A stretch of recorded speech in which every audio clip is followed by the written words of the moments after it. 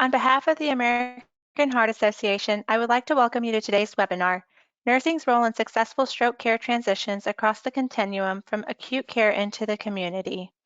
My name is Enmil Dalati, and I'm a Quality Programs Manager for the American Heart Association. I'd like to begin by going over a few items so you know how to participate in today's event. If you would like a copy of today's presentation, you can download a PDF from the handout section of your attendee control panel. If you experience technical difficulties, most user issues can be resolved by refreshing your browser. If that does not work, please review the system requirements or contact the GoToWebinar customer service team using the system requirements link found in your confirmation and reminder emails. At the conclusion of today's presentation, you will receive a link to access today's recording, a completion certificate, and an invitation to complete our feedback survey. We welcome you to submit text questions for our presenters at any time in the questions pane of the control panel. We will collect your questions and address them during the Q&A session at the end of today's presentation. It is my pleasure to introduce our speakers for today, Dr. Michelle Camicia and Dr. Barbara Lutz. Dr. Michelle Camicia has an exceptional rehabilitation nursing career spanning over 30 years. Dr. Camicia's leadership in practice and research, developing and implementing innovative interventions has improved care coordination and equitable care for individuals with disabilities and their caregivers. She has disseminated her work through numerous policy papers, peer-reviewed manuscripts, and book chapters.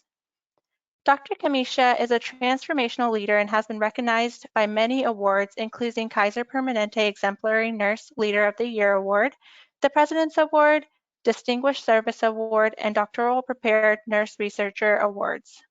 The ARN White Paper on the Essential Role of the Rehabilitation Nurse in Facilitating Care Transitions received the ARN Article of the Year.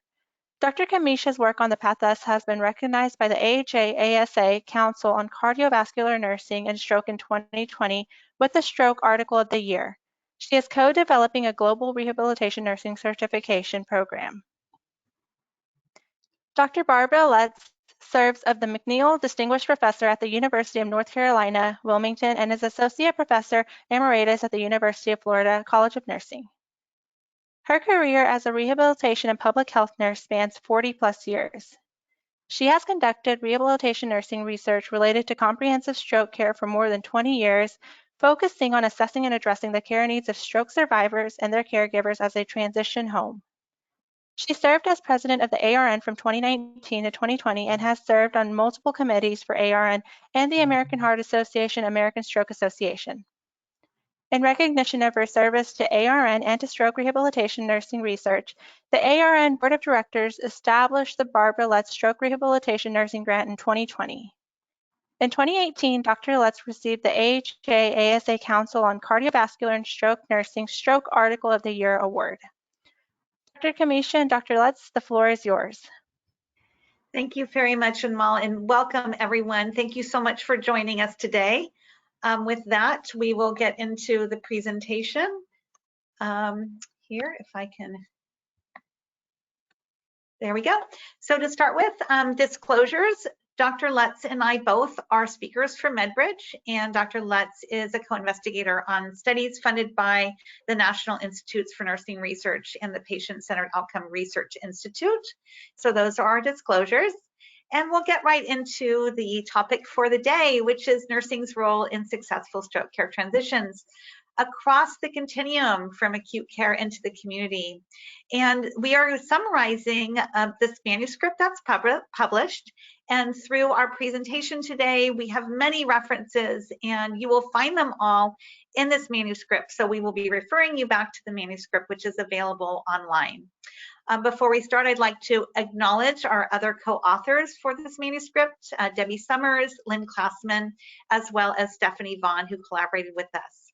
So today we're going to discuss stroke nursing care across the continuum and broaden the focus from acute care into the post-acute care setting to identify cross-setting issues in stroke care transitions and describe recommendations to leverage the impact of nursing in the healthcare delivery system.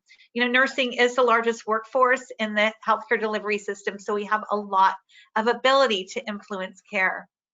So we're going to be talking about stroke care transitions. And this is a model that is published that shows how many possible care transitions a patient may have leaving the hospital, going into the post-acute care setting and into the home.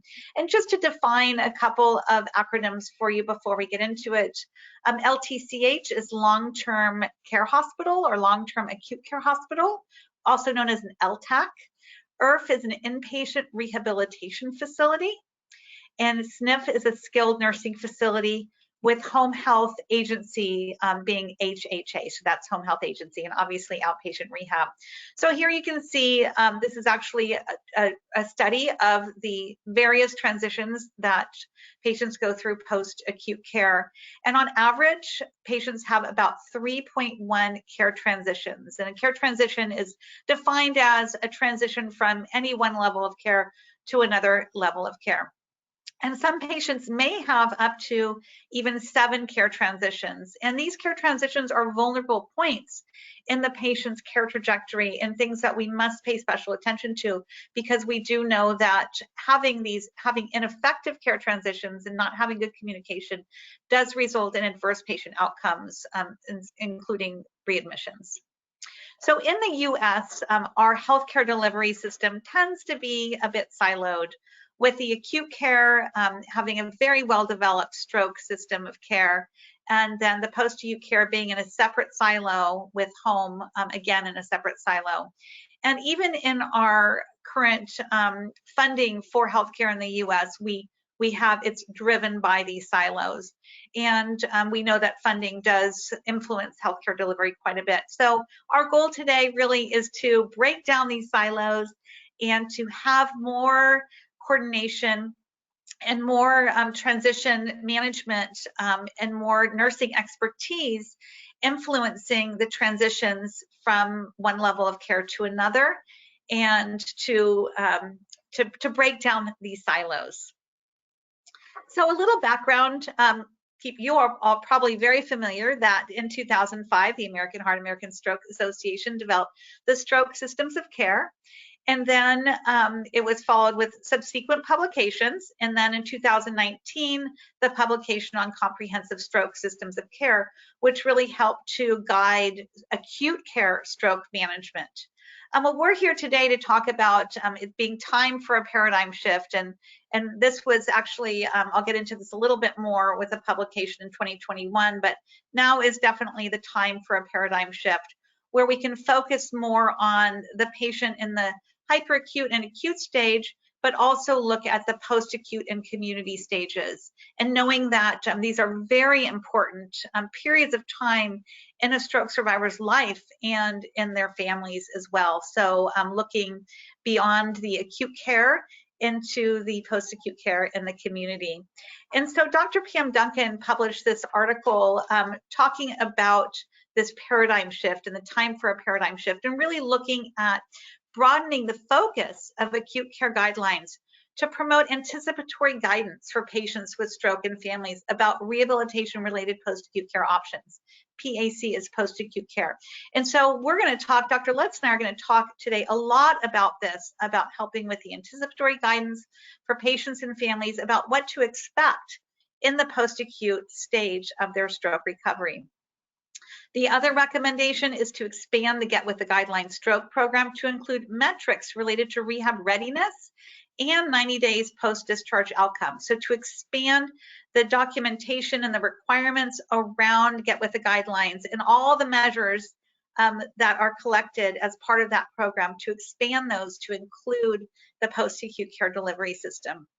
And also looking at an enhanced focus on prevention of recurrent stroke and optimizing functional recovery and participation in meaningful life activities. And as rehabilitation nurse, the focus is on, my focus and my passion is on optimizing functional recovery and promoting participation in meaningful life activities. And so no matter what the impairments are of the stroke survivor, to really find ways that they can engage in life in a meaningful way. And so that's what we're going to be talking about today. And this is supported, the nurse's role certainly in care transitions is supported by the Future of Nursing 2020-2030 report, where they talk about nurses' important role in performing care management, including managing care transitions, and that through this, we can decrease the fragmentation, break down those silos that I talked about, bolster communication, improve care. And we, as I said, nurses are the largest workforce in working with stroke survivors and their families. Therefore, we have the ability to really influence care. In this report, they do state that a care management approach is particularly important for people such as, they don't say for people who've survived a stroke, I put that in, but for people with complex health and social needs, right? Stroke survivors with impairments have very complex health and social needs, and they may require care from multiple providers, medical follow-up, medication management, and assistance in addressing their social needs. And nurses have a critical role in this, and this is in this consensus study report. So looking at our current acute care model and our nurse-driven acute stroke care models, and we have come such a long way. I am so impressed as an abstract reviewer for the International Stroke Conference. I'm always amazed with the amount of facilities who are really meeting and exceeding all the requirements of Get With the guidelines in the various levels, and the roles of nurses in the acute care models. In the emergency room, we've well defined the code stroke process, developed protocols and order sets, really hardwired that time is brain, and really have very efficient and effective systems in place to respond to that acute stroke event. During inpatient care, we work with other departments to ensure that the patient's needs are met. And pre-hospital, of course, we have collaborations with EMS systems looking at pre-hospital screening, severity scoring, and ensuring that patients get to the right facility when they're having a stroke. So we've done a lot of really great work in acute care with nurse-driven care.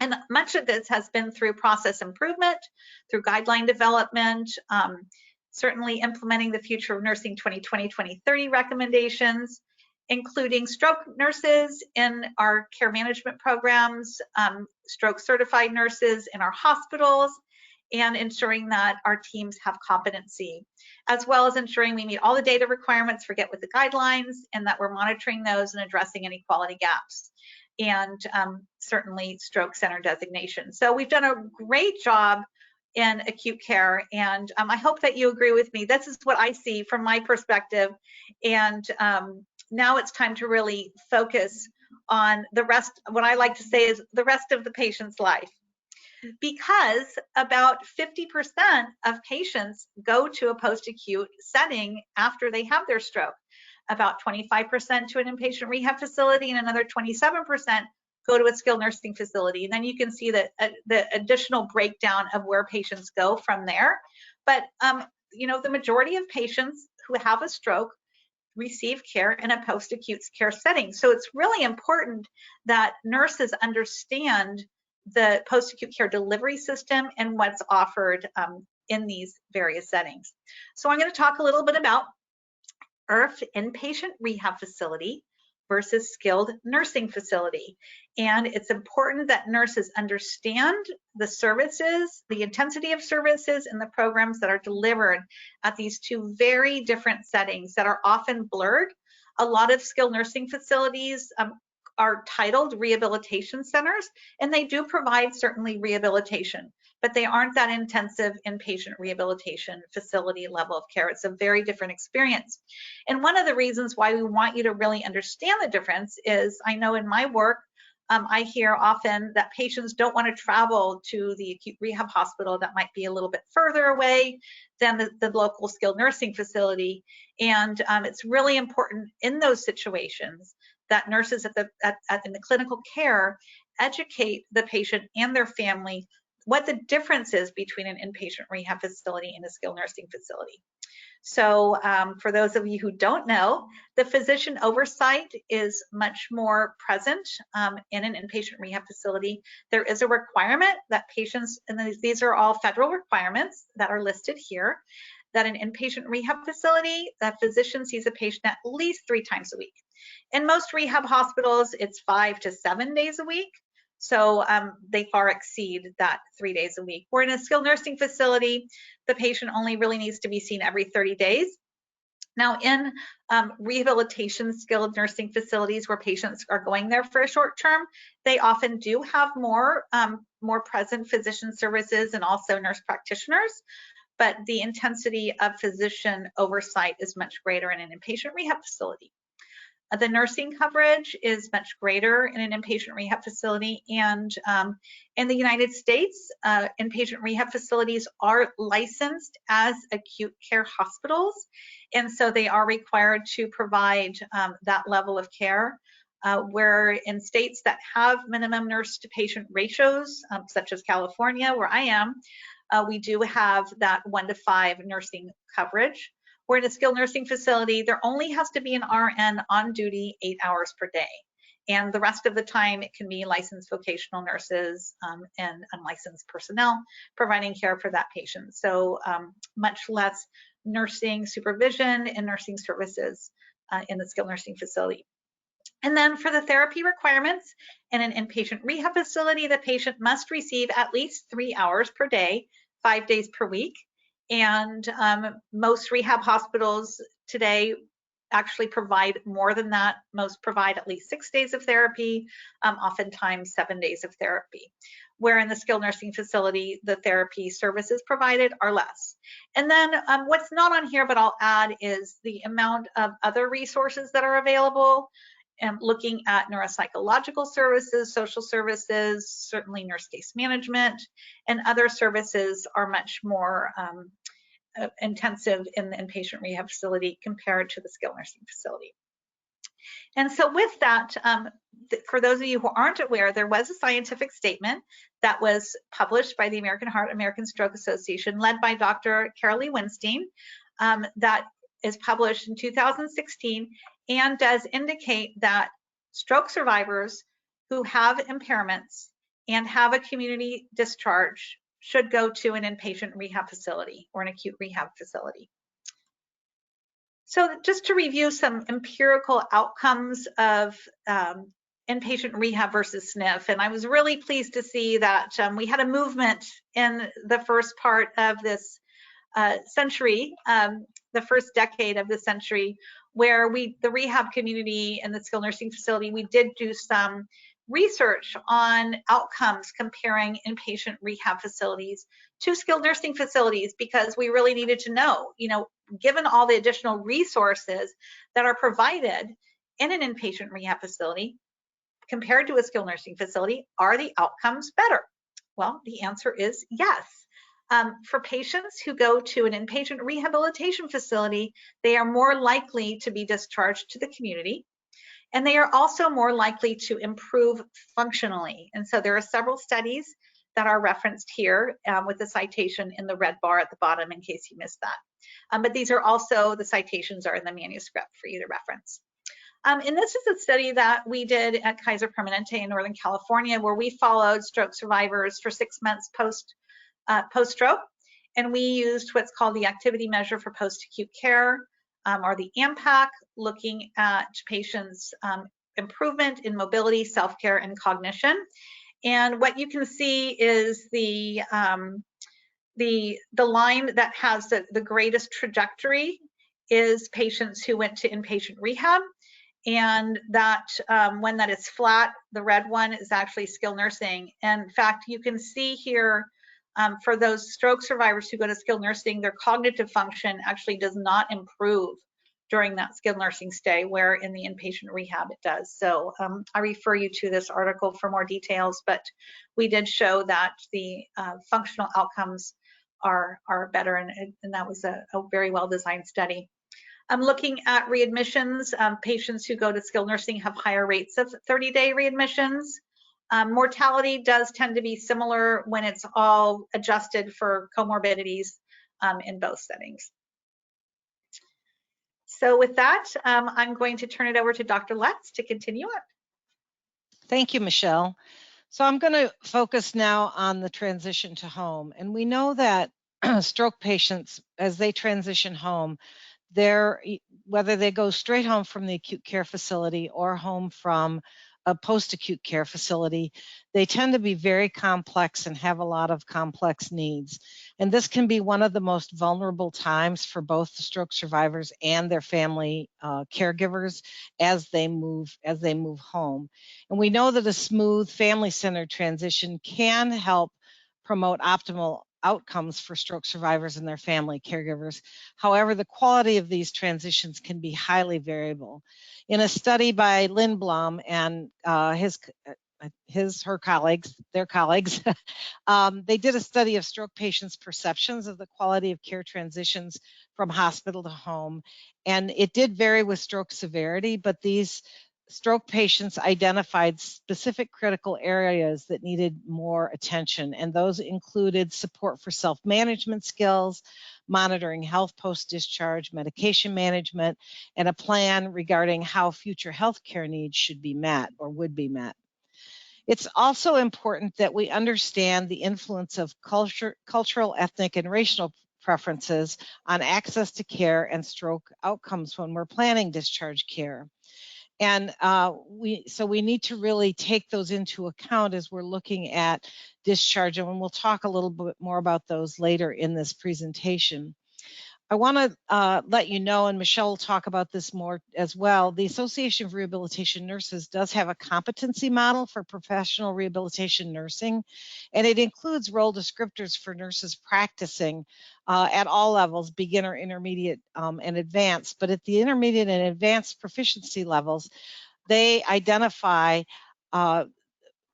competencies in the areas of identifying potential barriers to safe transitions home, coordinating and modifying the care plan as needed as additional data are collected, and implementing and evaluating the plan. And the nurse who performs these competencies is usually a case manager, an advanced practice nurse, or could be a stroke nurse navigator or a transition specialist. So one of the things that we advocate for in this paper is that we look at the role of the stroke nurse liaison or navigator more broadly across this transition time period. We know that ensuring a seamless transition does require clear and frequent communication among the members of the interprofessional team, as well as being consistent in our messaging with patients and families. So the transition, there are several evidence-based interventions that focus on the transition to home, and these have been found to be successful in improving the transitions home.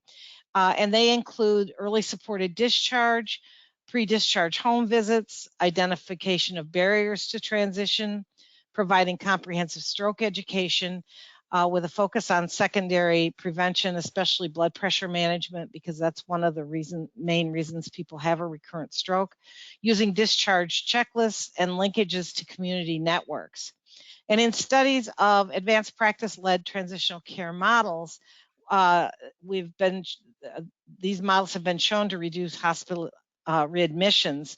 And the interventions typically include follow-up phone calls, post-discharge home and clinic visits, linkages to primary care, identification of patient healthcare goals, education on signs and symptoms of a stroke and strategies to reduce disease exacerbation, reconciliation of meds, and a handoff treatment plan. So these models can be really successful in helping optimize outcomes as patients and caregivers transition home.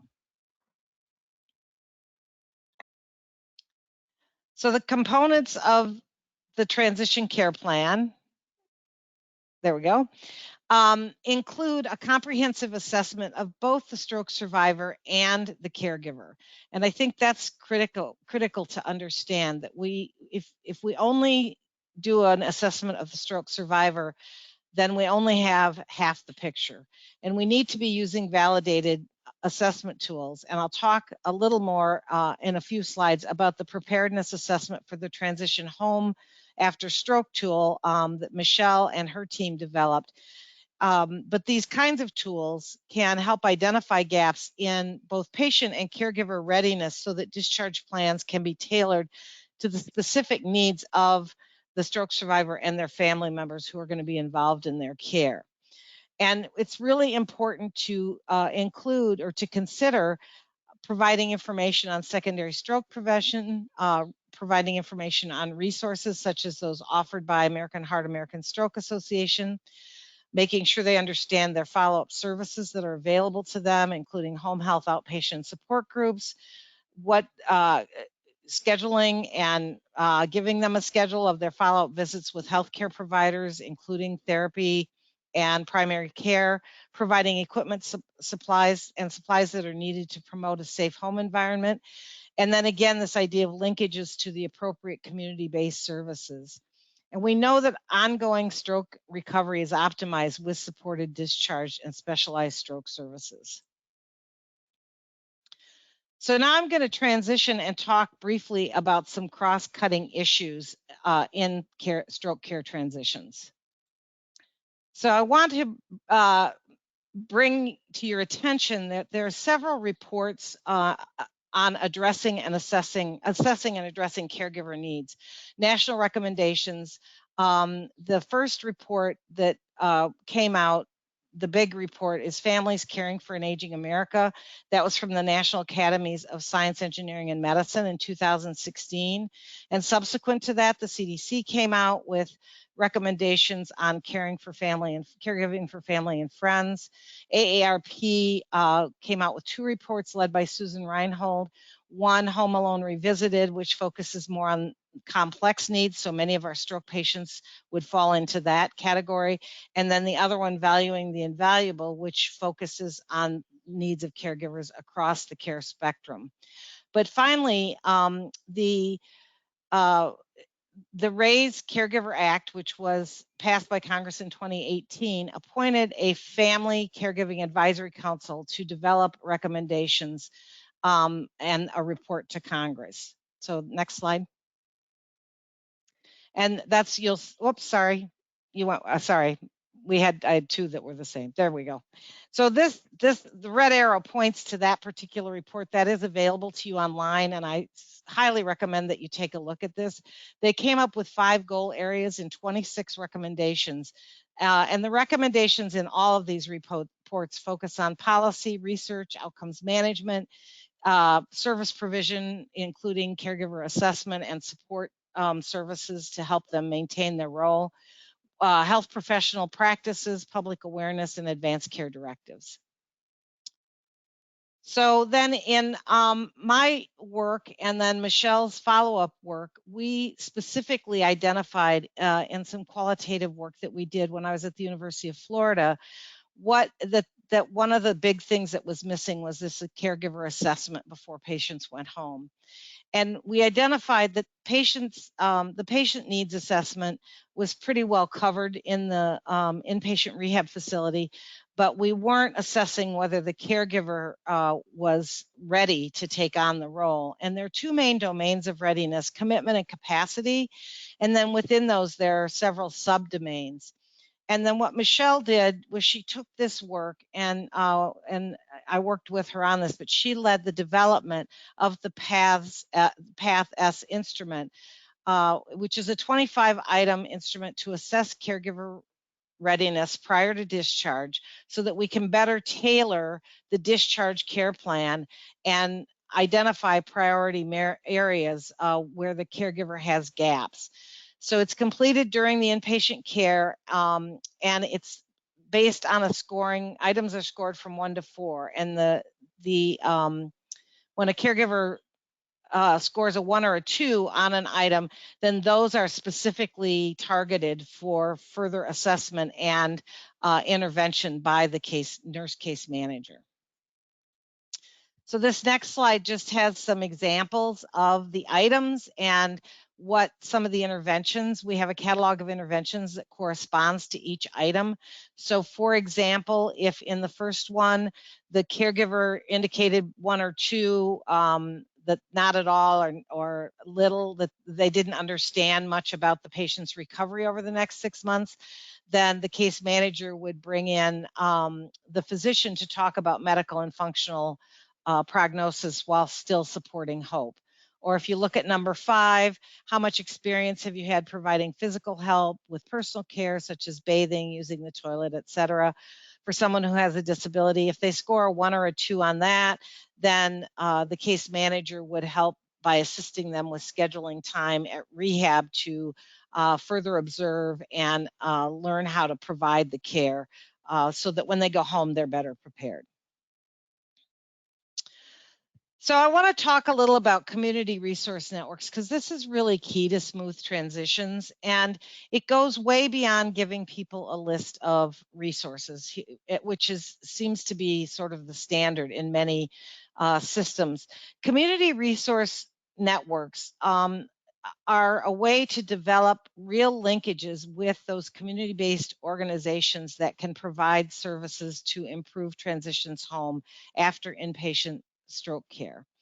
And these can include having links to your outpatient therapist, to home delivered meals, transportation, financial assistance, assistance with housekeeping tasks, community-based exercise programs, and support groups. And these networks can be formal or informal. The Community Resource Network of Florida that's noted on that slide is a formal network. But again, it goes beyond giving the stroke survivors and caregivers a list, and really requires that as nurses, we are networked with these community-based providers. We know who they are, and so we can say to a patient or a caregiver, here's,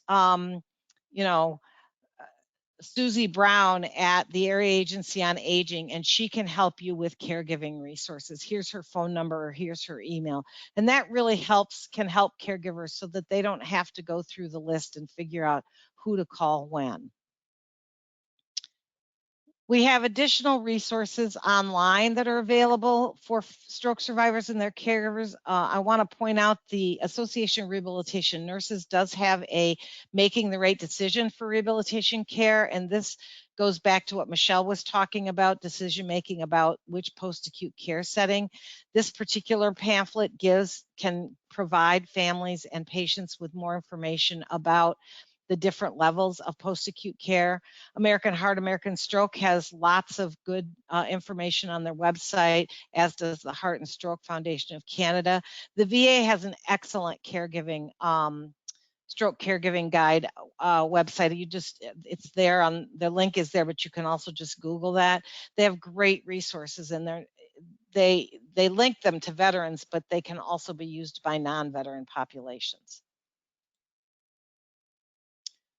And now I'll turn it back to Michelle. Thank you.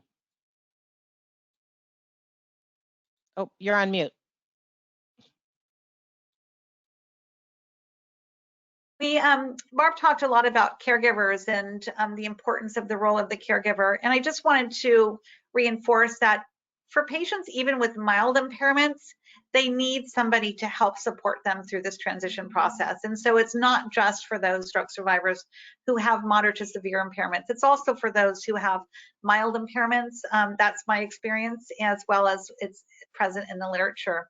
And one of the really important components of transition planning, no matter what the impairments are, is that effective patient and family education. And I say effective patient and family education because it's not just handing educational materials and having someone read it or giving them a video to watch, really to engage around the learning for the stroke survivor and their family member.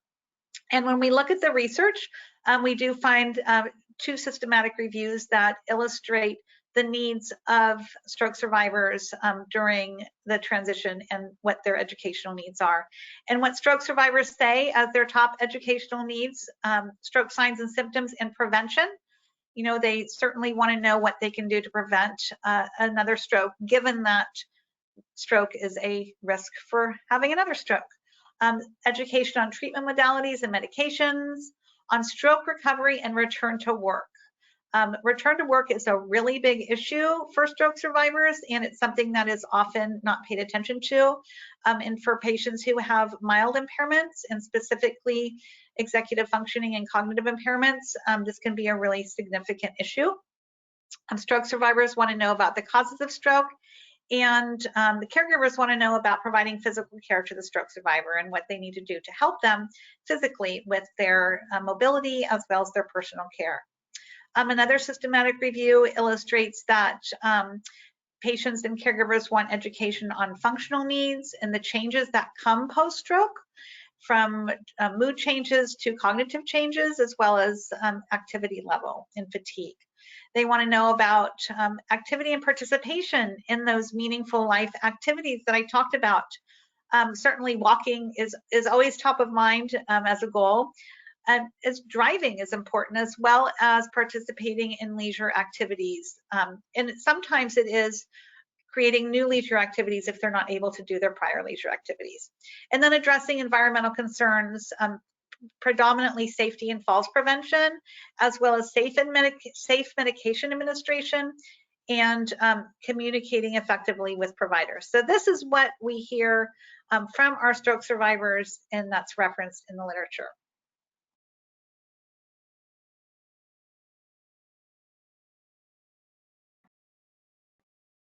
Okay, and so one of the mechanisms for effective patient and family education is using evidence-based strategies like the teach-back method. And I'd love to poll you all to see how many of you are familiar with the teach-back method and whether you really actually use the teach-back method in your clinical care. Their HRQ does have a wonderful resource that's online that is a universal toolkit for providing effective patient and family education. And they do support the use of the teach-back method, as well as other empirical studies that illustrate the value of using the teach-back method. And just as an example, for the teach-back method, first you explain to the patient. So the signs of a stroke are X, Y, and Z. I'm providing that education. And then I go to the family member or the stroke survivor and I say, can you tell me in your own words, what are the risk factors or what are the signs of a stroke? And if they don't get that right, or if they miss one of the components, I provide clarification. And what's important in providing that clarification is for me as the teacher to own that I was not an effective teacher. It's not that the patient and family weren't an effective learner, it's that I wasn't an effective teacher. So I say, oh, I'm sorry, let me clarify. And then I repeat what it is. And then again, I assess for their understanding. So we're asking them to tell us back what we taught them so we can ensure that they have a good understanding of the content. Another recommendation that we have in this paper is that we standardize patient and family education. Wouldn't it be wonderful if all stroke survivors all across the United States, and let's just say the world, received consistent education, that we were all teaching from the same book, that we were all talking from the same script? And a recommendation that we have is that we use standardized patient and family education, such as is available from the American Heart, American Stroke Association. The materials are excellent. And if we all use those, we'll all be teaching from the same materials and providing that consistent information. And that is evidence-based that people learn better when we're not confusing them with mixed messages, when we're providing standardized messaging and standardized education. So that's one of the recommendations that we have. The other is that we address needs for patients and families, and we provide education based on the health literacy level of the patient and the family. That we provide information in ways that are meaningful, understandable, and timely, and with the right amount of content for that person. So there are some validated tools to assess health literacy that are listed here in the health literacy toolshed.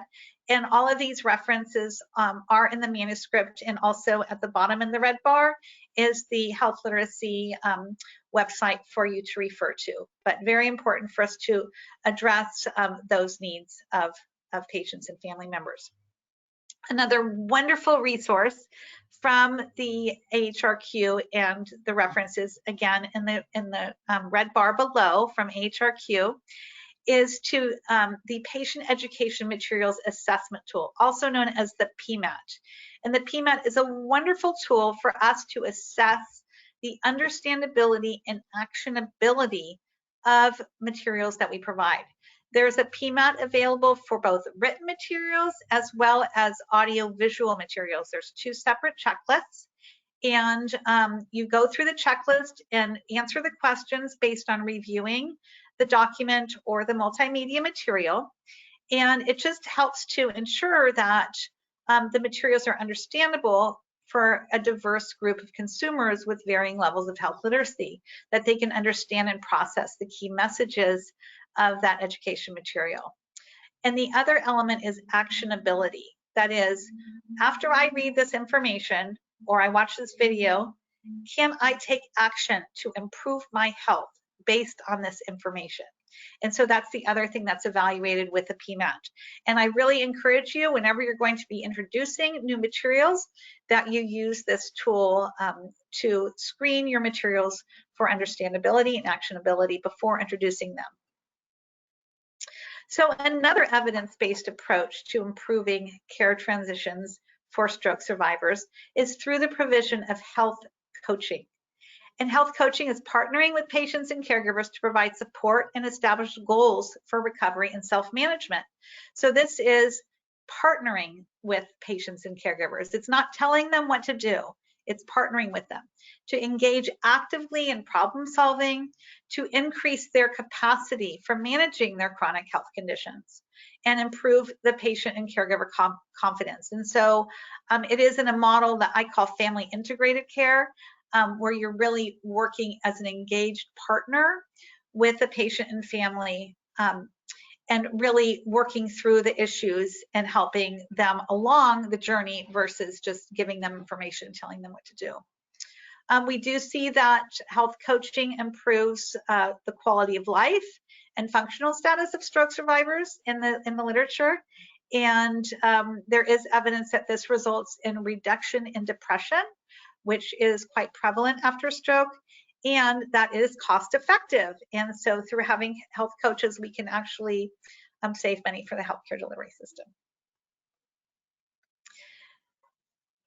So looking at communication across settings,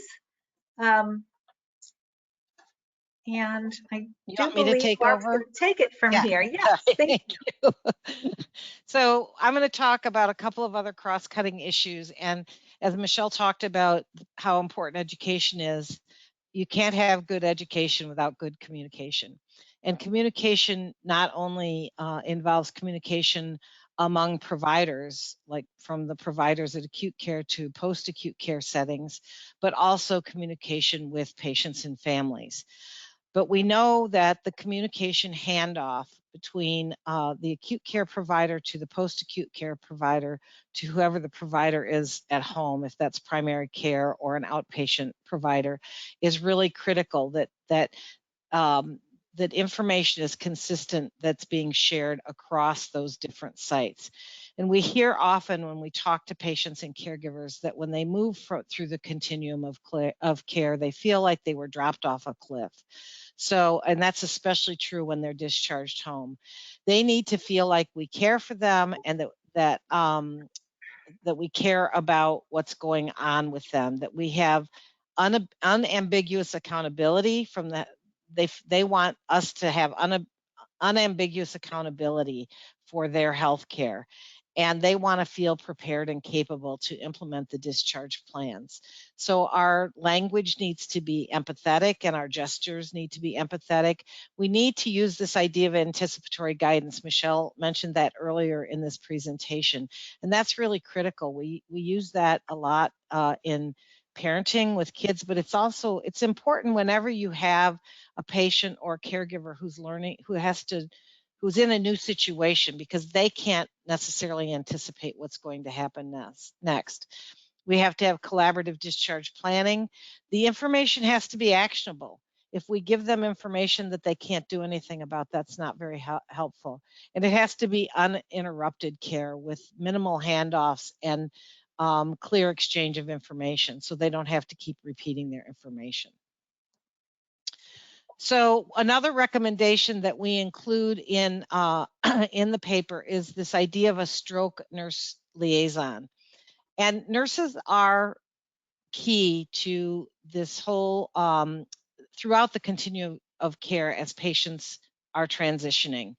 We are the one role that's in all healthcare settings, and you may have navigators or liaisons within your acute care facilities, but our vision is to see this role cross settings. These nurse liaisons can develop and evaluate transition plans. They can help develop an education plan and maybe implement some of that, identify barriers to self-management. Because it would be a consistent role across settings, they would help build relationships and trust, and they can promote positive outcomes and also identify readmission risk factors. They have access to care and resources. They can help eliminate barriers because they would have linkages throughout the systems, and they can facilitate self-management and assist with the chronic disease management. So now I'm going to shift a little and talk about how do we know how well we're doing. Well, we have current stroke guidelines for community, acute care, and post-acute care. Michelle already mentioned the 2016 Adult Stroke Rehabilitation and Recovery Statement that Carolee Winstein led. We don't have it on the slide, but Joel Stein led a group in 2021 to identify clinical performance measures for stroke rehabilitation. There are 13 recommended performance measures in that paper, looking at things like access to care in an inpatient rehab facility, promoting self-manage or self-care in terms of activities of daily living and mobility, and doing balance training. Stroke education, we've talked a lot about speech and language therapy for patients with aphasia, screening for depression, DVT, swallowing assessments, assessment of urinary retention, and receiving the necessary services after discharge, and having individually tailored plans of care. So that it's not on here, but I would recommend you look that one up as well.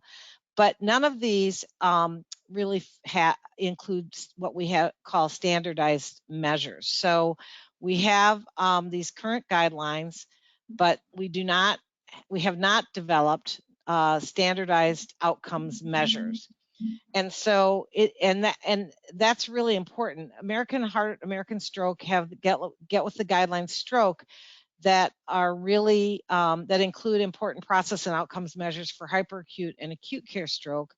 And the Joint Commission has standards, accreditation standards for primary and comprehensive stroke centers and inpatient rehab facilities. And the Commission on Accreditation of Rehabilitation Facilities, or CARF, has accreditation for stroke specialty programs. But what we don't, we have some performance measures, but we don't have a standard set of measures for post-acute care. And so that's one of the things we recommend. So in the next slide, this is really goes back to the paper that Pam Duncan, I was a co-author on this paper. And it's really critical that we have these standardized outcome measures for patients after they are discharged from the acute care facility and even the post-acute care facility.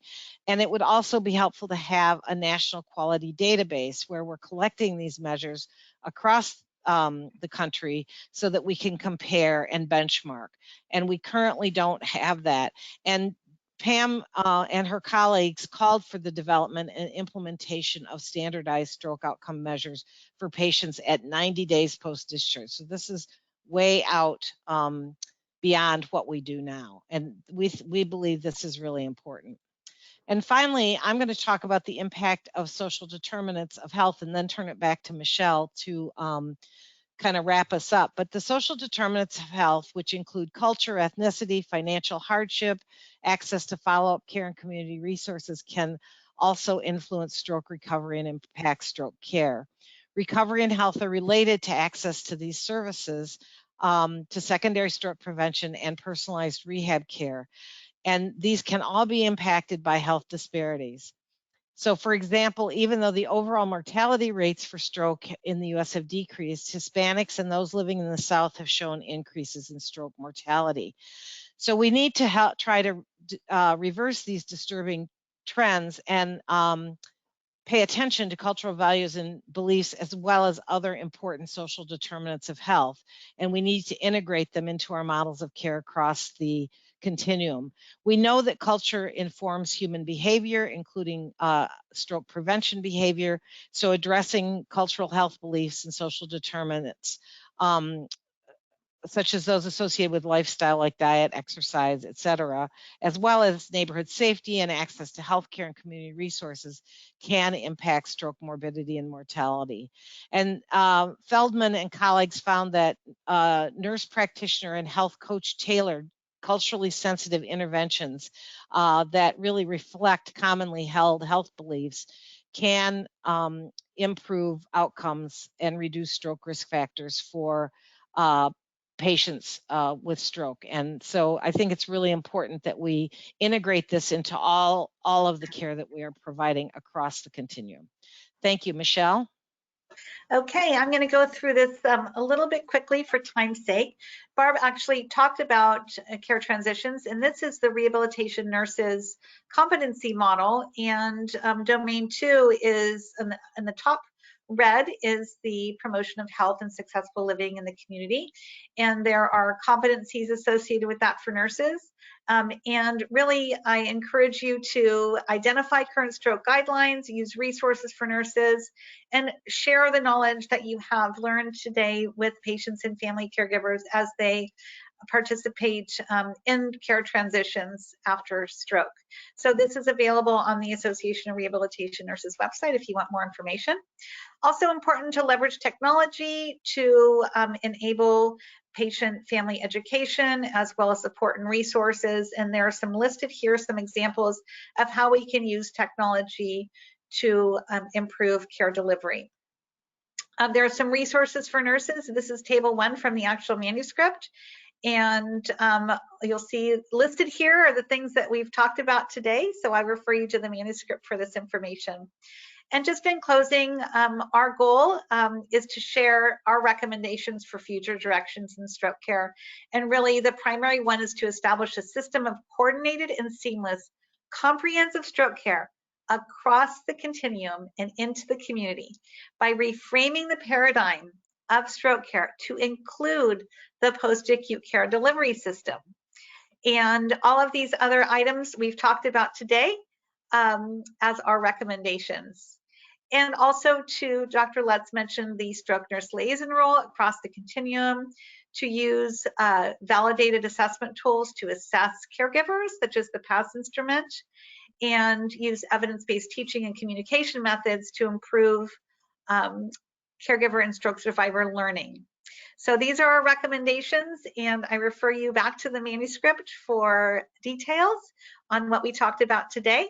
I hope we were successful in discussing nursing stroke care transitions across the continuum, identifying the stroke, the cross-cutting issues in stroke care transitions, and describing our recommendations. And with that, we would like to thank you very much for being part of this movement, for being part of the paradigm shift. And now we open it up for questions.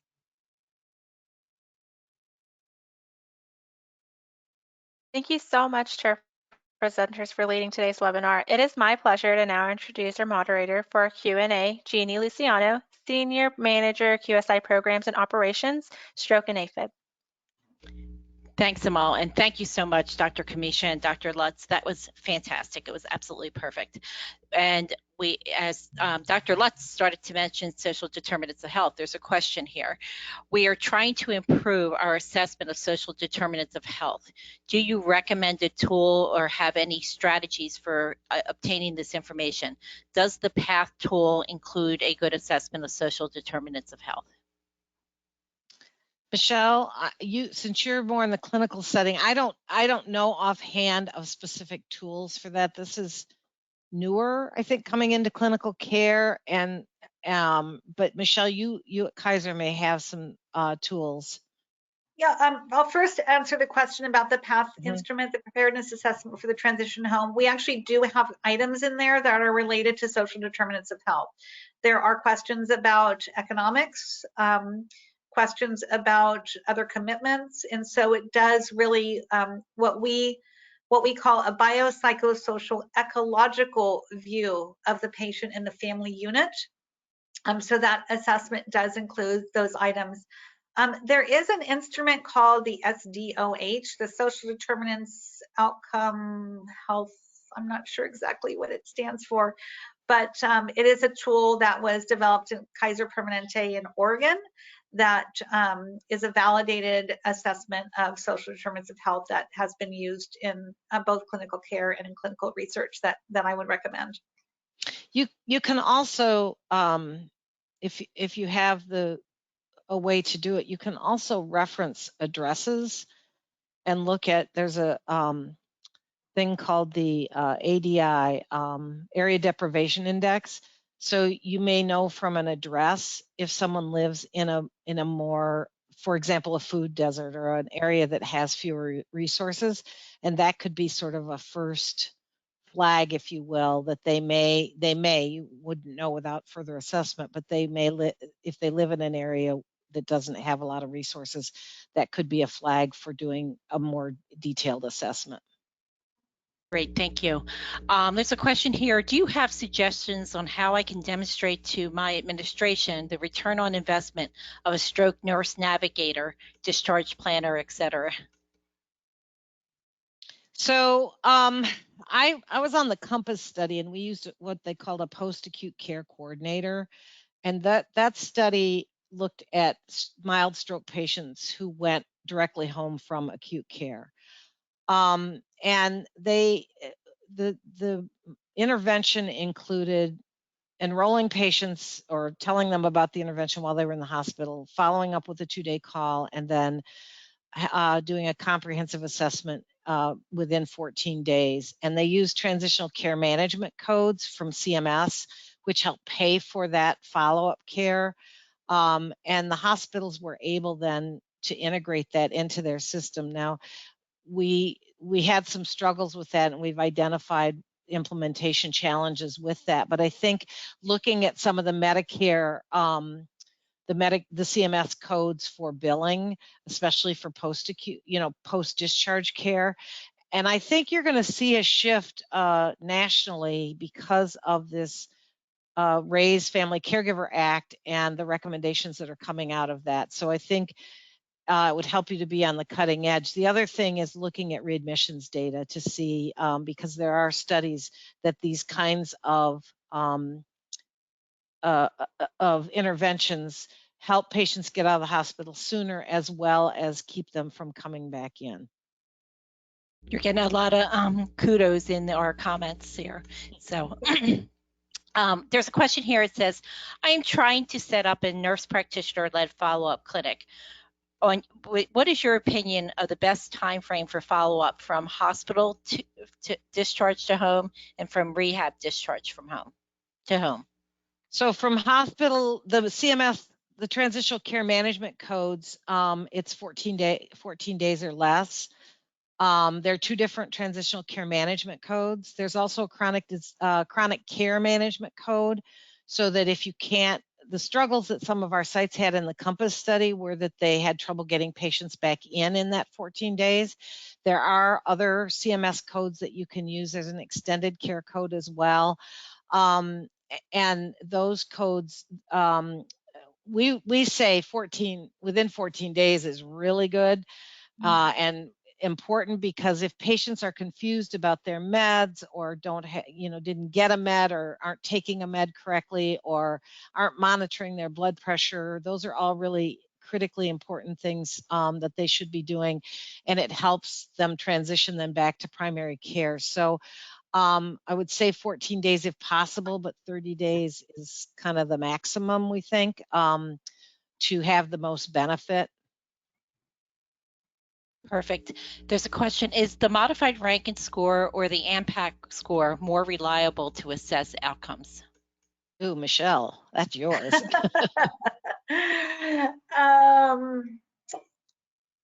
I would defer to the literature on that one. I've used the AMPAC. I think the AMPAC is a great tool. I have not looked at the literature in the past year or so on the difference in their validity, but they're both valid and reliable instruments.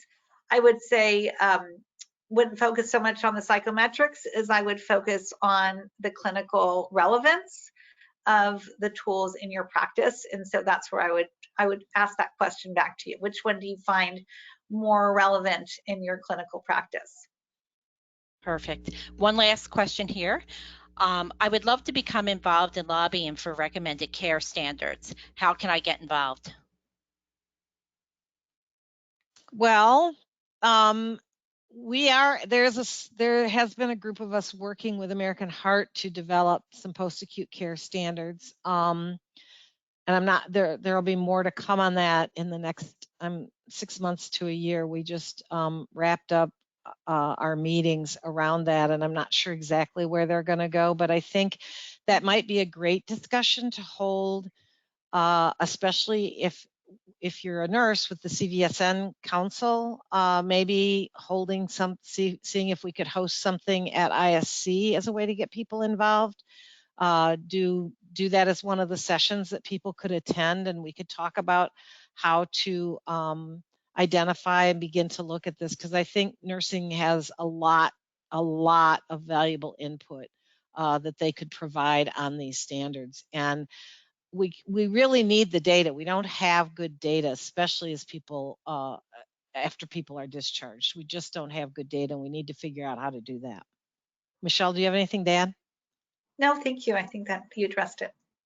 And we're at the top of the hour, so I'm going to hand it back to Anmal here to finish us out for the day. Thank you, Jeannie, and thank you, Dr. Camicia and Dr. Lutz, for leading today's webinar. And also thank you for our participation in today's event. After today's webinar, you will receive a follow-up email with a survey on the presentation, and we would appreciate if you would complete that and provide your feedback. In that email, you will also receive a link to view a recording of today's presentation and a certificate of completion.